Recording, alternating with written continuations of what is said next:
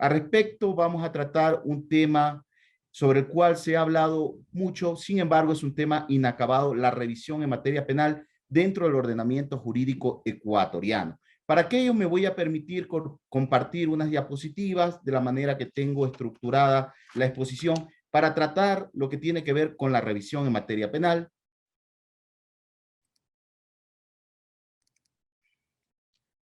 Por favor, señor moderador, ¿me puede verificar efectivamente si se están compartiendo y se están visualizando las Sí, doctor diapositivas? Byron, se están compartiendo y se están visualizando las diapositivas que usted está exponiendo. Muchas gracias, muy amable, doctor Carlos. Bien, efectivamente, el tema a tratar el día de hoy es el recurso de revisión, como ya lo mencioné, en materia penal en la legislación ecuatoriana. Para aquello, para tratar el recurso de revisión, es obvio establecer efectivamente cuáles son los derechos fundamentales que motivan a que un sujeto procesal pueda interponer este recurso, y ya vamos a hablar efectivamente si es un recurso. Así tenemos que el artículo 1 de la Constitución de la República prácticamente es el sustento del recurso de revisión. Y ya voy a decir por qué es el sustento. El artículo 1 de la Constitución de la República manifiesta que el Ecuador es un Estado constitucional de derecho y justicia, social, democrático, soberano, independiente, unitario, intercultural, plurinacional y laico. Esta declaración es muy importante en lo que respecta al recurso de revisión. ¿Por qué digo esto? Y voy a adelantarme un poquito. Porque la finalidad del recurso de revisión es justamente hacer justicia. El recurso de revisión se va o pone en duda el derecho a la seguridad jurídica y la cosa juzgada, que en materia penal decimos que es cosa juzgada formal y no material, porque una sentencia condenatoria y ejecutoriada no es inmutable, sino que puede ser cambiada, puede dejarse sin efecto a través del recurso de revisión. Por lo tanto, la primera finalidad del recurso de revisión es hacer justicia, ceder el Estado frente a una realidad procesal formal a la realidad material, frente a los hechos nuevos. Y ya vamos a tratar más adelante. Por lo tanto, el fundamento del recurso de revisión lo encontramos en el artículo 1 de la Constitución de la República. Asimismo, el recurso de revisión no es otra cosa que la expresión del derecho de recurrir establecido en el artículo 76, numeral 7, literal M de la Constitución de la República, en la cual se manifiesta que toda persona tiene derecho a recurrir al fallo o resolución en todos los procedimientos en los que se decida sobre sus derechos. Si bien es cierto, el recurso de revisión es nominado por nuestro legislador como un recurso y se encuentra efectivamente dentro de los medios impugnatorios, la doctrina ha señalado o ha establecido que no se trata específicamente de un recurso. Primero, porque no es un recurso en sí mismo intraprocesal. Es decir, no es un recurso dentro del proceso, sino que es un recurso extraprocesal, que está fuera del proceso. En segundo lugar, porque es un recurso, porque es un recurso autónomo, es decir, que no depende de los recursos principales. Y en tercer lugar, porque ataca la cosa juzgada formal. Por lo tanto, en otros países, a esta denominación de recurso ha ido cambiando y se le conoce ya no como recurso, sino como procedimiento, o perdón, como proceso de revisión y ya no como recurso. En el Ecuador, lamentablemente, todavía lo tenemos establecido como un recurso y diera la impresión que al estar establecido como un recurso, este recurso está dentro, lógicamente, del proceso, es intraprocesal, lo cual es equivocado porque el proceso ha culminado, el proceso tiene una finalización, existe una sentencia ejecutoriada, no existen recursos pendientes. Sin embargo, el recurso de revisión solo ha sido establecido para sentencias condenatorias en firme. ¿Qué quiere decir esto? El recurso de revisión ha sido establecido en favor del procesado, en favor del sujeto condenado, en este caso, y no en favor de la víctima, porque no tenemos recurso de revisión de sentencia que ratifica el estado de inocencia y que pudiese haber ratificado el estado de inocencia, digámoslo así, por hechos que no se conocieron en el momento del juzgamiento. Por lo tanto, un primer acercamiento a esto es decir que el recurso de revisión solo se puede basar en una sentencia condenatoria en firme en la cual no exista ningún otro recurso pendiente. Bien, continuando con las diapositivas que tenemos aquí, nos vamos a ir un poquito más adelante en honor al tiempo. Bien, el recurso de revisión actualmente establecido en el Código Orgánico Integral Penal, que tiene como finalidad restablecer la justicia, la verdad material y ceder el Estado, que no puede mantenerse una verdad formal frente a una verdad material, cede el Estado la seguridad jurídica y la tutela judicial efectiva. Lo tenemos consagrado en el artículo 658, 659 y en el artículo 600 también, que nos habla acerca del trámite de recurso de revisión. No obstante de aquello, es necesario en primer lugar hacer referencia que en el Código de Procedimiento Penal nosotros teníamos 6 causales de revisión y actualmente con el Código Orgánico Integral Penal se han reducido a 3 causales de revisión. Actualmente, para hacer una diferenciación, en el Código de Procedimiento Penal, una causal que era la causal secta no exigía que el recurrente tuviera que anunciar nueva prueba. Sin embargo, hoy, en el Código Orgánico Integral Penal, el recurso de revisión solo puede ser admitido y solo puede ser procedente si es que se anuncia prueba nueva, y ya vamos a hablar sobre esto. Podemos discutir efectivamente si esto significa una limitación o no, o si el legislador podía reducir las causales o no, pero en cierto sentido había críticas al recurso de revisión en el Código de Procedimiento Penal, a diferencia del Código Orgánico Integral Penal, porque el recurso de revisión concebido en el Código de Procedimiento Penal se establecía más como una nueva instancia, una nueva valoración de hechos probatorios que ya fueron valorados en su debido momento por los jueces de instancia. Por lo tanto, se cambia esta concepción y se le da un verdadero sentido al recurso de revisión desde mi particular punto de vista en el Código Orgánico Integral Penal. El recurso de revisión es un recurso excepcional, si es que admitimos la palabra recurso, es un recurso extraordinario, es un recurso limitado, es un recurso taxativo, no es un recurso abierto como es el recurso de apelación. ¿Y sirve? ¿Para qué sirve el recurso de revisión? Sirve para corregir los errores de hecho, no los errores jurídicos. A diferencia de aquello, el recurso de casación sirve para corregir los errores jurídicos que pudiesen existir en una sentencia de apelación. No obstante de aquello, el recurso de revisión no sirve para corregir los errores jurídicos. Una sentencia puede adolecer ejecutoriada y en firme, puede adolecer de errores jurídicos. Lamentablemente, el recurso de revisión no les va a permitir a ustedes cuestionar las situaciones jurídicas erradas que pudieran existir en una sentencia, por principio de legalidad, por principio de taxatividad. Por lo tanto, el recurso de revisión solamente puede corregir los errores de hecho. Y digo esto porque a pesar de que pudiese parecer claro, no lo es. En virtud de que dentro de la poca experiencia que podría tener dentro de la Corte Nacional de Justicia, en los pocos meses que he estado aquí y conociendo algunos recursos de revisión en los cuales nos ha tocado pronunciarnos, es lamentable, ver cómo ciertos profesionales del derecho atacan cuestiones jurídicas en el recurso de revisión y pretenden que el recurso de revisión corrija esas cuestiones jurídicas de una sentencia en firme. Y asimismo, por otro lado, con total sorpresa, la Fiscalía acepta efectivamente que existen errores jurídicos en la sentencia, lo cual desde todo punto de vista en un recurso de revisión no es procedente porque no sirve lamentablemente para corregir errores jurídicos. Para eso existen otro tipo de recursos como el recurso de apelación que puede corregir errores fácticos y errores jurídicos, o el recurso de casación que es limitado y extraordinario que sirve para corregir también errores jurídicos. Ahora también es necesario mencionar y recordar a los profesionales y también a los compañeros jueces que nos acompañan en esta tarde y noche, que el recurso de revisión debe ser presentado de conformidad a la normativa procesal con la cual se inició el proceso.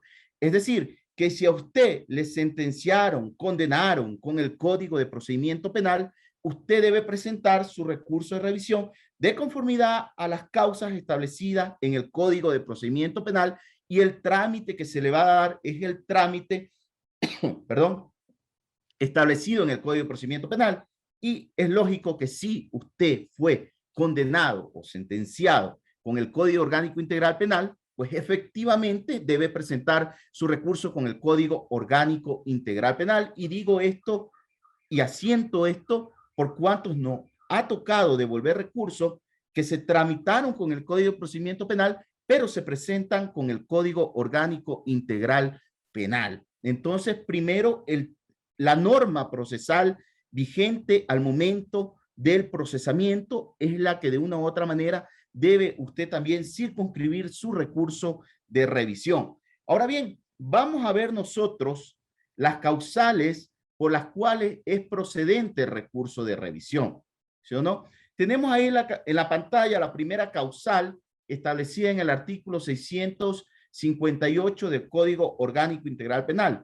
Esto es, si se comprueba la existencia de la persona que se creía muerta.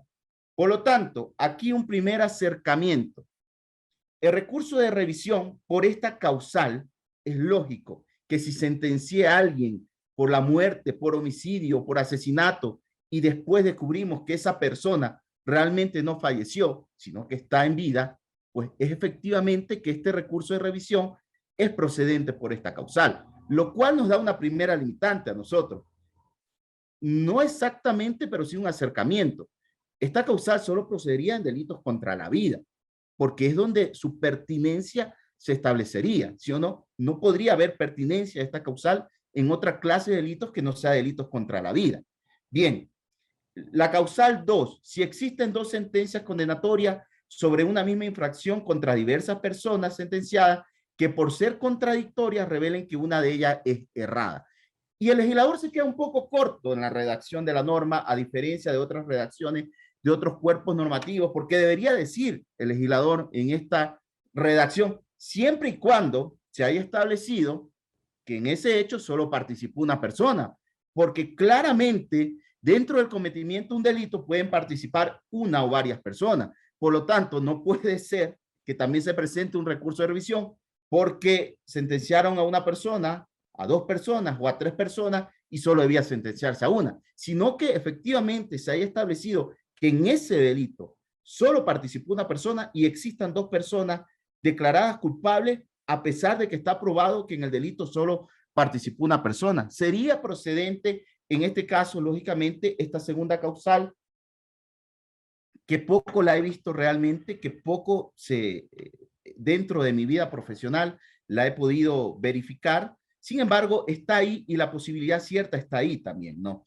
Tercero, si la sentencia se ha dictado en virtud de documentos o testigos falsos o informes periciales maliciosos o errados. Es la única causal o la causal más limitada que yo veo dentro del recurso de revisión y la que posiblemente sea la que más se pueda adecuar a los casos en concreto que nosotros vemos o tenemos a diario, ¿no? Esta causal también estaba en el Código de Procedimiento Penal como causal del recurso de revisión.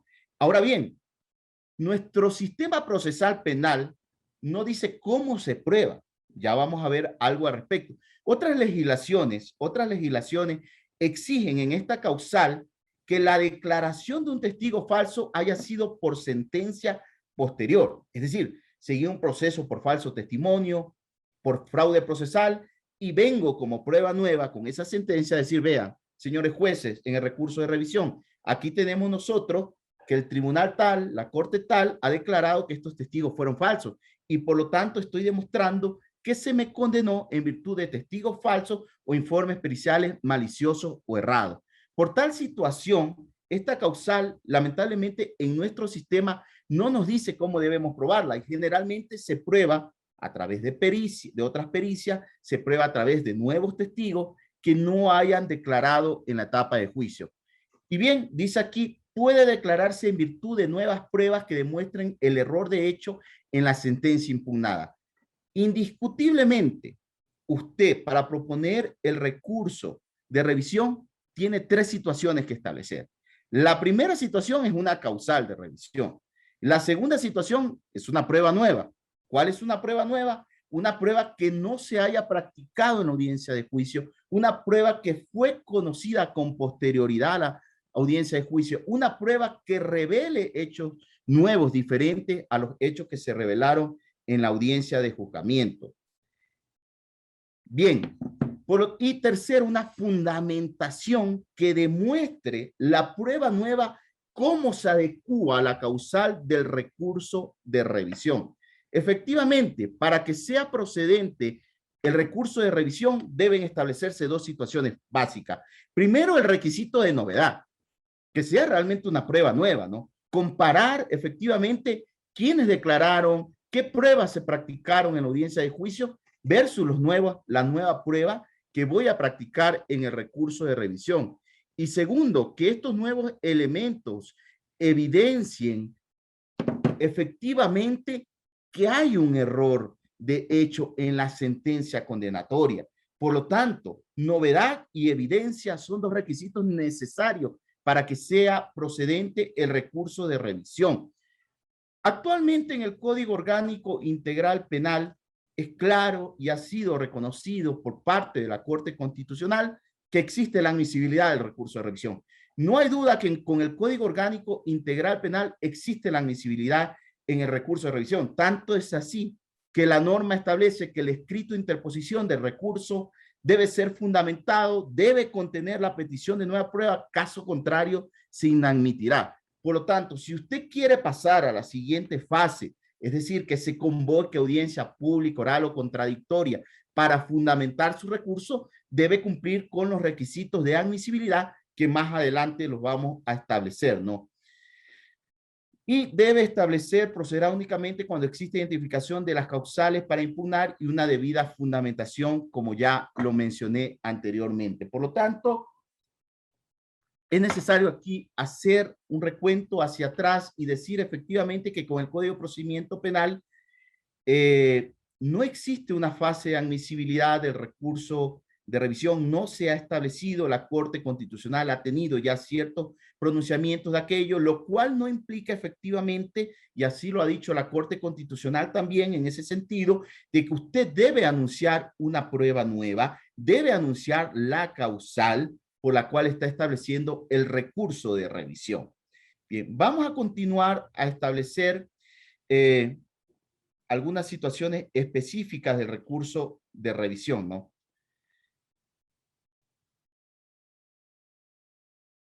Más adelante, me voy a establecer más adelante. Efectivamente, los requisitos para el recurso de revisión. Primero, legitimación. ¿Quiénes pueden proponer el recurso de revisión? No es un recurso abierto para todos. El artículo 659 claramente limita. El legitimado activo puede ser la persona condenada, cualquier persona o incluso el juzgador, dependiendo de cada caso. Si aparece la persona que se creía muerta o se presentan pruebas que justifique su existencia, puede ser cualquiera de estos sujetos con posterioridad a la fecha de cometimiento del supuesto delito. En los demás casos, solo podrá ser el legitimado la persona condenada, y si ha fallecido la persona condenada, será su cónyuge, su pareja en unión de hecho, sus hijos, sus parientes o herederos. Es decir, que el recurso de revisión puede establecerse incluso cuando la persona, o puede proponerse y puede ser procedente incluso cuando ya el sentenciado ha fallecido. Lógicamente no le va a devolver la libertad, pero va a rehabilitar su estatus de inocencia y las consecuencias que devienen de un recurso de revisión. Otra situación importante dentro del recurso de revisión es mencionar que es un recurso no de efecto suspensivo, sino de efecto devolutivo, es decir, que no suspende la ejecución de la decisión. Y digo esto porque efectivamente nos ha tocado aquí en la Corte Nacional de Justicia jueces que nos envían o dicen no tengo competencia porque se encuentra en el recurso de revisión, lo cual es totalmente contraderecho porque el juez sigue manteniendo la competencia de la ejecución por más que se haya presentado un recurso de revisión. Por lo tanto es en efecto devolutivo, no suspende la ejecución de la decisión se sigue materializando, se sigue reparando, se sigue ejecutando en virtud de que la sentencia está ejecutoriada. Asimismo, es importante establecer la temporalidad de este recurso. La temporalidad de este recurso, pues, puede ser propuesto en cualquier tiempo, siempre y cuando lógicamente exista una sentencia ejecutoriada. Pueden pasar 10, 20, 30, hasta que el legislador no diga otra cosa, no establezca otro requisito. Puede pasar el tiempo necesario, no es decir, lo pongo después de 1 año, de 2 años, de 3 años, del 4.º año, no. Sentencia de condena, ya hablamos que debe ser efectivamente una sentencia de condena, no cabe recurso de revisión de sentencias absolutorias o que confirman la inocencia. El lugar se propone ante la sala especializada de lo penal, penal militar, penal policial, tránsito, corrupción y crimen organizado de la Corte Nacional de Justicia, pero si bien es cierto, se interpone ante la Corte Nacional de Justicia, se presenta ante el juzgador de primera instancia en donde se dictó la sentencia de condena o el jugador que conoció la etapa de juicio, y al respecto hay una resolución de la Corte Nacional de Justicia que así lo especifica o así lo aclara. Ahora bien, ¿quiénes pueden también intervenir dentro del recurso de revisión? El Código Orgánico Integral Penal claramente establece que la Fiscalía será notificada y deberá intervenir en el recurso de revisión. No nos dice específicamente nada sobre la víctima, si la víctima debe ser tomada en cuenta en el recurso de revisión. Y efectivamente, con el Código de Procedimiento Penal, la víctima no era notificada, no era tomada en cuenta con el recurso de revisión, y las dentro del recurso de revisión se dictaban sin que la víctima tuviera participación dentro de la audiencia o recurso de revisión. Y así se legitimó esta actuación durante mucho tiempo respecto al recurso de revisión. No obstante de aquello, la Corte Constitucional, en conocimiento de una acción extraordinaria de protección, manifestó que esto era violación al derecho a la defensa de las víctimas que tenían derecho a ser escuchadas, y que no solamente, si bien es cierto, la ley establecía que debería contarse con la Fiscalía General del Estado, no excluía que se pudiera contar con otros sujetos procesales. Por lo tanto, a partir de esta sentencia cambió la jurisprudencia y hoy por hoy se cuenta con la víctima en el recurso de revisión. No obstante, esta jurisprudencia de la Corte Constitucional también ha tenido cierta variación. Y digo esto porque recientemente la Corte Constitucional, al conocer una acción extraordinaria de protección en la cual no se notificó a la víctima dentro de un recurso de revisión, se aceptó el recurso de revisión, se declaró procedente, se ratificó el estado de inocencia de esta persona condenada. La Corte Constitucional dijo que si bien es cierto debía contarse con la víctima, que si bien es cierto debía notificarse, efectivamente no había una vulneración a un derecho porque esto no iba a cambiar la situación jurídica y que la contradicción la ejerció la Fiscalía General del Estado. Por lo tanto, hoy tenemos efectivamente que si bien es cierto hay que notificarse a la víctima, que si bien es cierto hay que contar con la víctima dentro de la audiencia en la cual se fundamente el recurso de revisión, si la víctima no va a través de este cambio jurisprudencial, estaría la Fiscalía General del Estado ejerciendo el derecho de contradicción y no habría indefensión. Lógicamente que esta sentencia de la Corte Constitucional tuvo sus votos salvados de jueces que no estuvieron de acuerdo con esta posición. Sin embargo, la mayoría de los jueces de la Corte Constitucional cambiaron la jurisprudencia y finalmente ya no hay vulneración al derecho a la defensa cuando no se cuenta con la víctima dentro del recurso de revisión. Es un tema que está en discusión, pero la jurisprudencia varió de la Corte Constitucional anterior a la Corte Constitucional actual, ¿no? Bien, ya vimos aquí cuáles son las causales. Dentro de la fundamentación del recurso de revisión, tenemos algunos principios que deben cumplirse. El primer principio es el principio de taxatividad. ¿Qué significa el principio de taxatividad? Que solamente procede el recurso de revisión por numerum clausus, es decir, solamente por las causales establecidas en el artículo 658, no hay otras. Si el caso no se adecua a esa causal, lo siento, no hay recurso de revisión. Por lo tanto, el principio de taxatividad es fundamental. Ahora bien, usted podría, aunque podría parecer un poco incompatible, pero por lo menos lo dejo teóricamente ahí, proponer en un mismo recurso todas las causales. Lo que sí es que bajo el principio de autonomía, usted debe fundamentar cada causal y adecuar cada causal al cargo que está estableciendo, ¿sí o no? Pero podría proponer todas las causales. Ahora bien, usted podría proponer una causal el día de hoy, podría declararse improcedente su recurso, ya no podría proponer el recurso por la misma causal, pero podría proponerlo por otra causal que no haya propuesto y así hasta agotar todas las causales. Entonces, he visto yo, por lo menos en el Código Orgánico, desde que está en vigencia el Código Orgánico Integral Penal, que se haya interpuesto por todas las causales. Con el Código de Procedimiento Penal que tenía otras causales, 6 específicamente, se proponía por 3 causales en muchas circunstancias: testigo falso, si se comprueba que no es responsable, o me parece la sexta causal, que no se haya comprobado la existencia del delito. Por lo tanto, en esas circunstancias se ponían esas 3 causales que no eran incompatibles, si eran causales compatibles.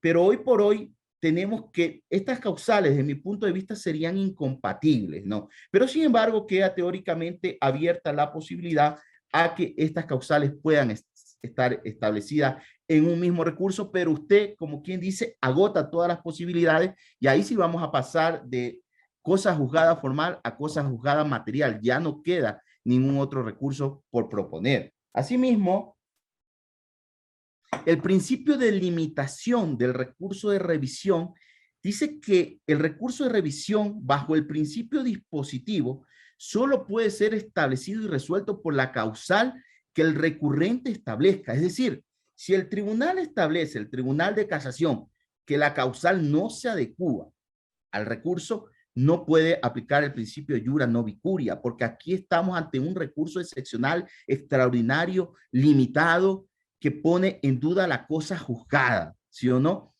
Por lo tanto, en ese sentido, el recurso es limitado. Si usted no probó su causal, no se aplica aquí el principio del iura no vicuria. Asimismo, existe una discusión jurisprudencial muy interesante, inacabada, totalmente, en 3 aspectos fundamentales. El primero de ellos, si el recurso de revisión siempre tiene que llevar a una sentencia absolutoria, o el recurso de revisión no siempre debe llevar a una sentencia absolutoria, sino en virtud de nuevos hechos, de nuevas pruebas, podríamos establecer efectivamente, como hace unos días tuvimos un recurso, de que una pericia que no tomó en cuenta todos los elementos determinaba una incapacidad tantos a tantos días.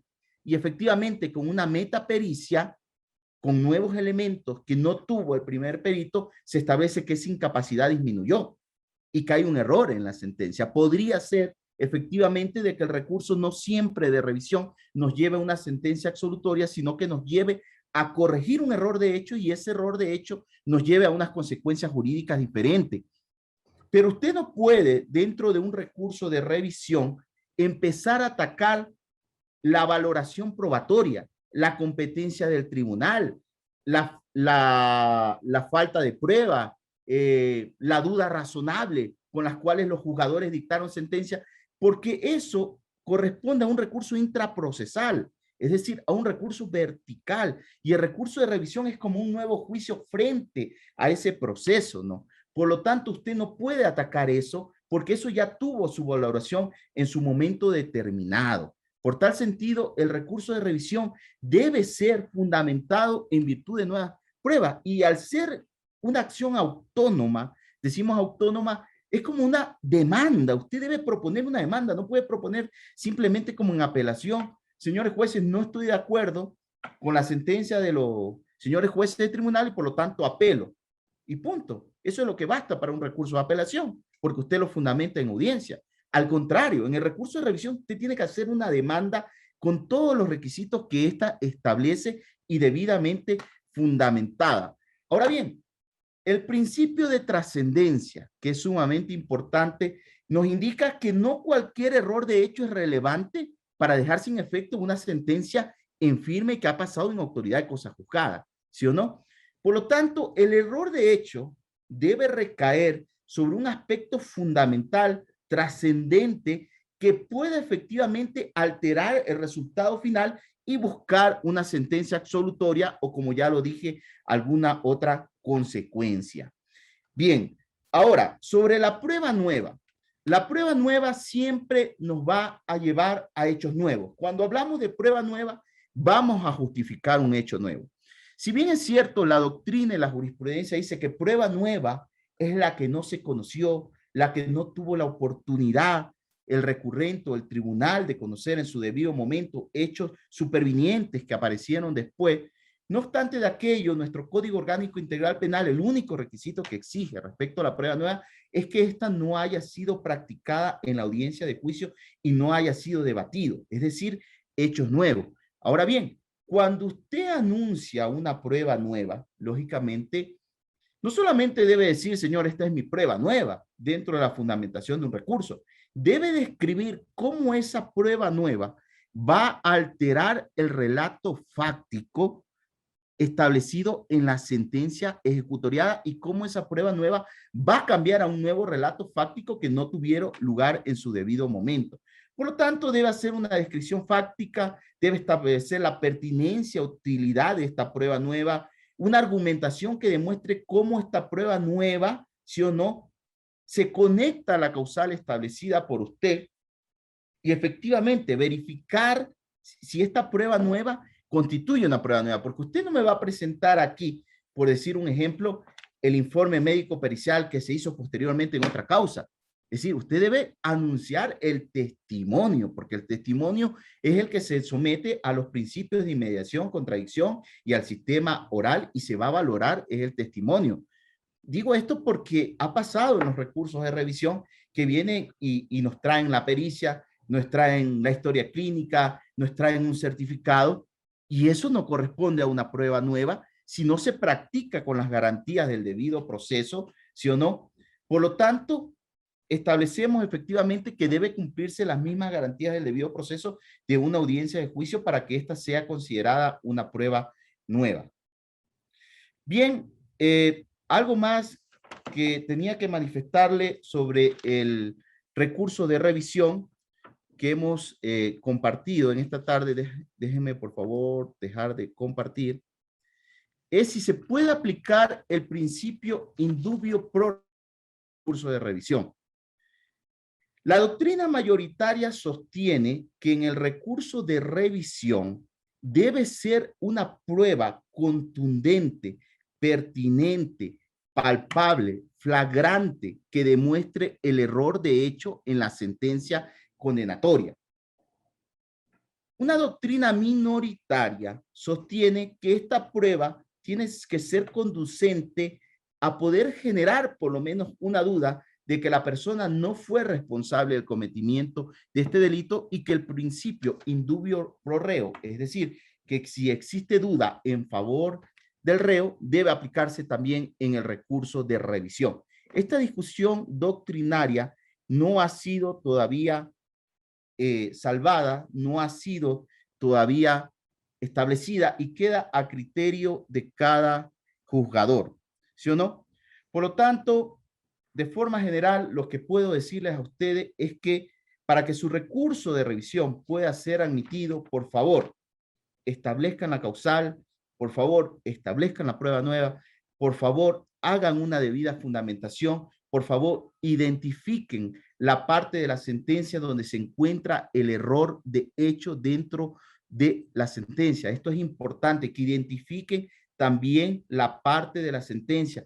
Confronten la prueba nueva, confronten la prueba nueva con la causal y cómo esto cambiará o llevará a un nuevo elemento de juicio para que su recurso de revisión sea procedente. Con lo antes manifestado, pues, doctor Carlos, dejo abierto el foro para que los compañeros y amigos puedan hacer las preguntas que consideren necesarias.